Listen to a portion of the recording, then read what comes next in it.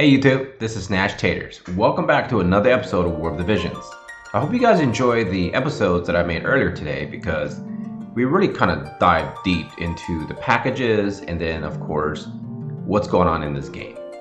Now in this video, I'm really going to talk about what's going on with additional things that I completely missed, and I'm going to do a quick touch up on the Trial of Reckoning, and I'll also give you a recommendation where to go to for resources to better understand how Trials of Reckoning works.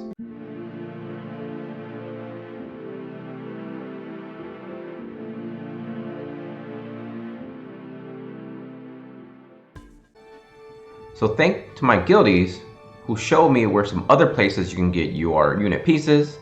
You can get them from the friend metal shop now, which is pretty good because actually, wait a second, I didn't even spend the rainbow fragment of thought. I definitely need to pick that up. But this is a good way for people who are looking for just a random UR guarantee, especially newer players. I think it's a great way to spend your medals from friends. And right now we're getting the 10 medals from each friend. So make sure you go ahead and turn that notification on in your friends list. Arena medals, there's no changes that I noticed. But this is a big change. In guild medals, you also get more UR unit pieces here, and it's a reasonably priced one at that. And of course, this is the actual bigger news. New ways to farm UR vision cards. Now I know I talked about there was 3 other places you can farm them. Well, make it 4. So here we go. Odin, you can get 5 copies each day, and I don't think you can get 500 guild medals per day. So that's something to make sure you realize, that either you have tons of medals saved up like I have, because Mediana I've already maxed a long time ago. Therefore, I haven't really spent any of my guild medals. 2, you can only idealistically get maybe like 200-ish, give or take, per day from your 1 guild battle during the day. So you can ideally safely get 2. And there's really not much else to really get besides the rainbow, so really bear that in mind, that you still need to save 2,000 of these things every month in order to get the rainbow. So for the majority of us, it's kind of hard to actually spend all your guild medals right now, but at the same time, these 3 are really good vision cards. Personally, I would either lean towards the Odin or Shiva. But personally, I think for overall performance, I'm leaning towards Shiva, because giving me extra evasion, it's something that the designers are actually pushing for in terms of endgame. Now I know there are some negative viewpoint on that a lot of players, from information that I gather throughout the community, is that many people don't think evasion should be something to consider for endgame. Rather perhaps tankiness, more hit points, more defense, more spirit, etc., etc. But it is something we're leaning towards. So I think getting Shiva, it can help you quite a bit in terms of conquering perhaps PvE content. In PvP, there's already 2 answers to that, Holy and a Sharpshoot, right?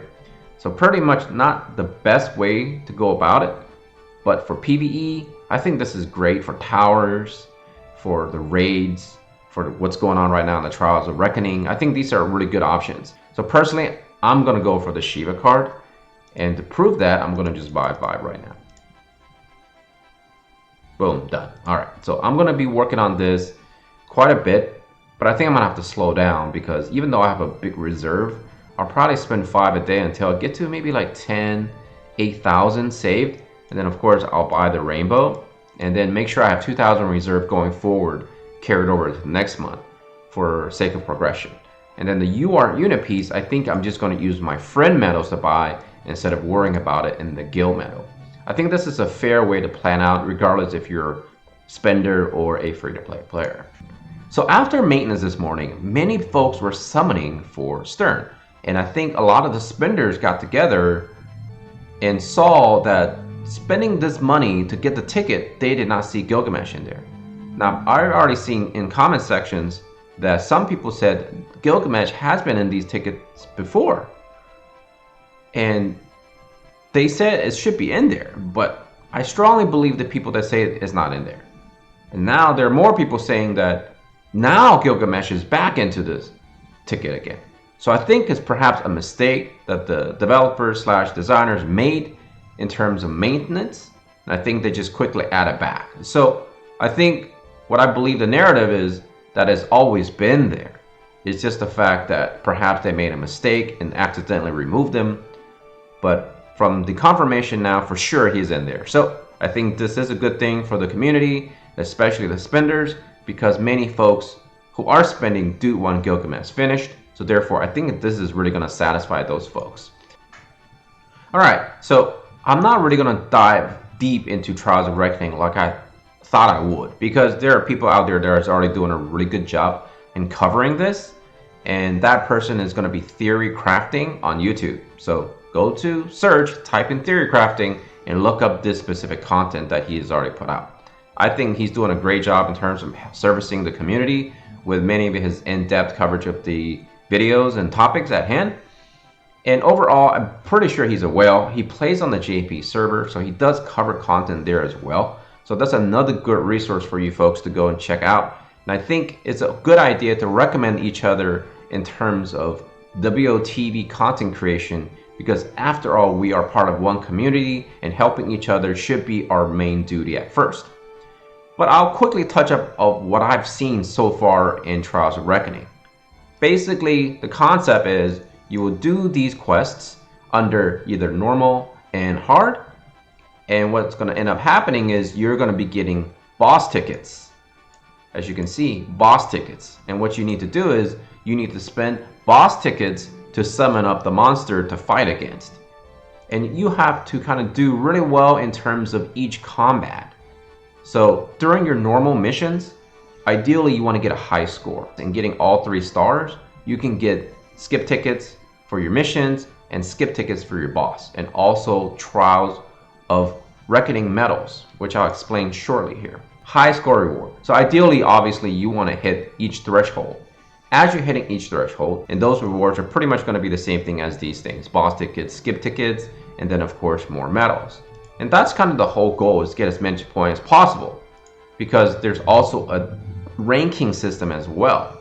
As you can see here, this is my personal total high score, and this is my ranking. So at the end of the event, you're going to be ranked individually, and you're also going to be ranked as a guild. You're going to be getting more rewards spread throughout at the end of the event. So something to strive for if you're really going hard on this quest. If not, you know, at least do it for your guild. He is a light element, so obviously dark slashers are going to be pretty much ideal, and then you can also bring in a thief for some CT decrease to give you more chaining.